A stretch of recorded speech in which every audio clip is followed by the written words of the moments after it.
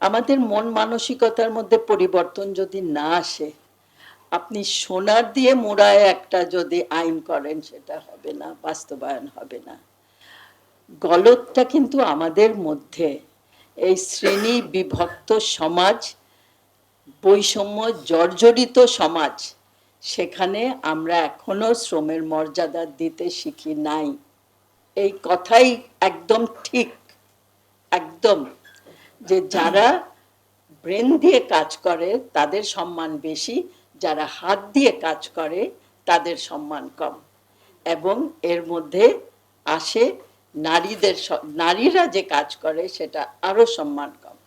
আমাদের গৃহে যারা থাকেন, আনপেড কেয়ার ওয়ার্ক আমরা যাকে বলি, যারা পারিশ্রমিক পায় না, আমাদের গৃহিণী বাড়িতে কাজ করেন, এত কাজ করেন, তাদের মর্যাদাই বা কোথায় আছে বলেন? তাদেরকে কি কেউ সম্মান দেয়? সম্মান যদি দিত তাহলে এত ডোমেস্টিক ভায়োলেন্স হতো না, এত গৃহে যে সহিংসতা হয় সেটা কিন্তু হতো না। সো আমি একটু অন্যরকম কথা বললাম, যে আমাদের মন মানসিকতার মধ্যে প্রথমে একটা পরিবর্তন আনবে, এটা সরকার আইন দিয়ে, অবশ্যই সরকারের দায়িত্ব আছে, অবশ্যই আইন প্রয়োগের দায়িত্ব সরকারের, কিন্তু দরকার আছে আমাদের মন মানসিকতার মধ্যে একটা পরিবর্তন আনা, যেখানে আমরা আমাদের গৃহ শ্রমিককে সম্মানের সঙ্গে দেখি এবং তার, আমার আমার জীবনে তার প্রয়োজনীয়তা মনে করি, বিশ্বাস করি এবং সেইভাবে তাকে মর্যাদা দেই। এটা যদি আমরা না করি তাহলে কিন্তু এই আইন দিয়ে কিছু হবে না, আমাদের নীতিমালা দিয়েও কিছু হবে না। সো প্রচার করার দায়িত্ব, আমি, আপনারা বলেন, আমরা যে এখানে, এই যে একজন খুব সুন্দরভাবে বলল, সবাই যে আমরা বসে আছি, আমরা কয়জন আমাদের বাড়িতে যে যে মেয়েটা বা যেই কাজ করুক তাকে সচেতন করেছি, এই যে দেখো একটা নীতিমালা হয়েছে তুমি কি জানো? করি নাই। আমি যখন আমার বাড়িতে যে আছে তাকে বলেছি, সে তো আকাশ থেকে পড়ে গেছে, ও বাবা এটা আবার কি কন, হ্যাঁ এটা আবার কিসের নীতিমালা? কিন্তু বলতে হবে, তাই না, যে তোমার দায়িত্ব আছে এবং তোমার অধিকার আছে। এই দায়িত্ব কিন্তু আমাদের প্রত্যেকের, যারা আমরা নিয়োগ দেই, এই দায়িত্ব। সো আরেকটা হলো সরকারের দায়িত্ব প্রচার করা, এটা ব্যাপকভাবে, যেটা অনেকেই বলেছে, যে একদম সহজ ভাষায়, সহজ বাংলা ভাষায় বোঝানো, যে যারা বাড়িতে কাজ করে তাদের এই এই অধিকার আছে। এটা আমরা এখনো এখনো করতে পারি না। একটা একটা কথা, যে এখানে অনেকগুলো অ্যাক্টর আছে এই এই যে গৃহ শ্রমিক অধিকার নিয়ে যে আমরা কাজ করি। একটা তো হলো শ্রমিক, একটা হলো নিয়োগকারী, আরেকটা হলো যারা আমরা, আমি বলবো এনেবলার, যারা আমরা একটা প্রেশার গ্রুপ তৈরি করছি, আরেকটা হলো সরকার। এই চারটা গ্রুপের মধ্যে একটা আন্ডারস্ট্যান্ডিং, একটা সমন্বয় করতে হবে, যে আমাদের এক্সপেকটেশন কি, আমরা কতটা এক্সপেকটেশন মিট আমরা করতে পারি। এবং আপনি যে কথা, সবচেয়ে উপরে থাকতে হবে মানুষের অধিকার, কারণ এটা আমাদের সংবিধান বলেছে, আমাদের আইন বলেছে, তারা এই দেশের নাগরিক, এবং একদম প্রথম কথা নাগরিক, এবং তারা খেটে তারা উপার্জন করছে, তাদের অধিকার নিশ্চিত করা যেমন সরকারের দায়িত্ব, তেমনি আমাদের প্রত্যেকে যারা আমরা নিয়োগ দেই আমাদেরও দায়িত্ব।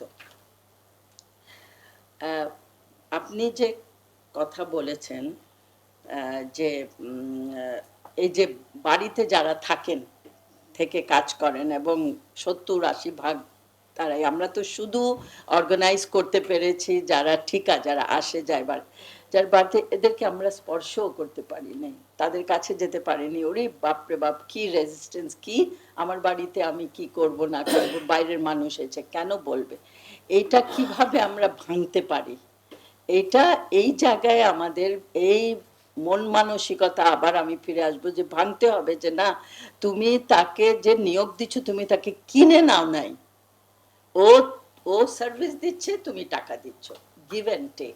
এখানে আমরা কবে আসবো বলেন? আমার খুবই ডিপ্রেসিং লাগে যে এতদিন ধরে যে কথাগুলো আমরা বলছি, আমরা মন মানসিকতার দিক দিয়ে আমরা এখনো সেই জায়গায় কেন আছি। অনেক এই যে অক্সফ্যাম যে প্রজেক্ট করছে, অন্যরা এনজিওরা কাজ করছে, কিছু অর্গানাইজ হয়েছে, যে সে বলেছে যে সারা বাংলাদেশের গৃহ শ্রমিকদের আমরা কিভাবে অর্গানাইজ করব, যদি না যারা নিয়োগ দেয় তাদের মধ্যে একটা পরিবর্তন আসে। সেই জায়গায় আমি কিন্তু বারবার ফিরে যাচ্ছি। শিশু গৃহ শ্রমিক, সেটা আরেকটা বিশাল একটা জায়গা, যে শিশু শ্রম।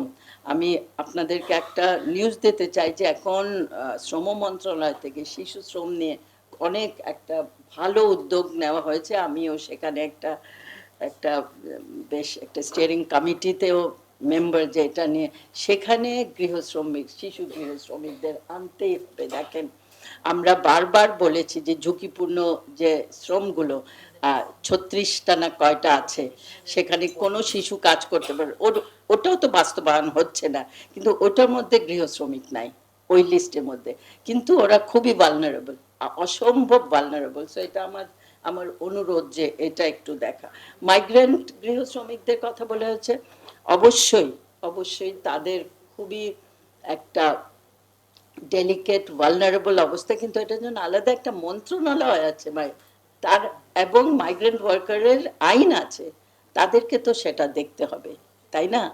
তারা যে যায়, তারা সুরক্ষায় যায়, সুরক্ষায় ফিরে আসে, তাদের উপরে যে নিপীড়ন নির্যাতন হয়, মানে কি বলবো আমি ওই জায়গায় এখন যেতে চাচ্ছি না, যেহেতু আমরা শুধু আমাদের দেশের গৃহ শ্রমিকদের কথা বলছি। আর যে আইএলও যে আমরা যে র্যাটিফাই করেছি, আমরা বাংলাদেশ কিন্তু খুবই ফেমাস সব কিছু র্যাটিফাই করার জন্য, তাই না সুলতান ভাই? আমরা যে কোনো কনভেনশন, যে কোনো ইয়ে, আমরা গিয়ে দৌড় দিয়ে লাফ মেরে সবচেয়ে আগে র্যাটিফাই করি। আমার মনে আছে সিআরসি আমরা অনেক দিন বললাম, বাংলাদেশ সবচেয়ে আগে র্যাটিফাই করেছে, সবচেয়ে পরে বোধহয় বাস্তবায়ন করেছে। সো এই যে আমাদের একটা কালচার, যে আমরা যেটা র্যাটিফাই করি তারপরে শেষ, সেটা বাস্তবায়ন করার একটা প্রক্রিয়া যে থাকবে, একটা অ্যাকশন প্ল্যান থাকবে, একটা রোড ম্যাপ থাকবে, সেখানে খুবই দুর্বলতা। আর শুধু আমি সরকারকে দোষ দিব না, আমরা যারা কাজ করি আমাদেরও ধৈর্য থাকে না, যে একটা কিছু পেছনে আমরা লেগে থাকি, মনিটর করি, কেন হচ্ছে না, কেন হচ্ছে না, এটা এটা আমরা একটা কাজ করতে গিয়ে আবার ফেলে দেই।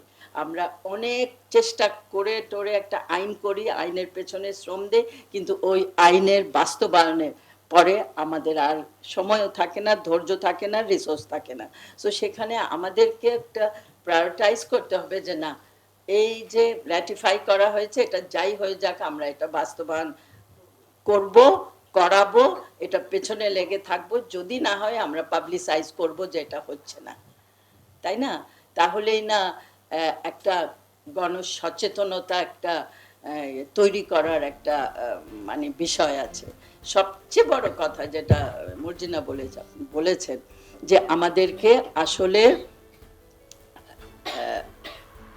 এটা প্রচার করতে হবে ঘরে ঘরে,